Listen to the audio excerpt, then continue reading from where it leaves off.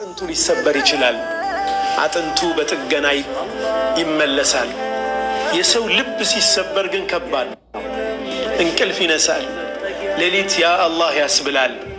ምናልባት እኛ የሰበርነውን ቀልብ የስብራት መጠን ስለማንረዳው ተኝተን እናድር ይሆናል። ያ ልቡ የተሰበረ ሰው ግን ሌሊቱን እንቅልፍ የለውም። ሲልብን ያድራል፣ ሲጨነቅ ያድራል።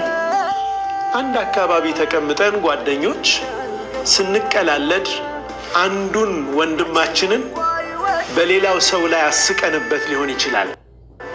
ያ ልቡን ሰብሮታል። ሳቁም አብቅቷል።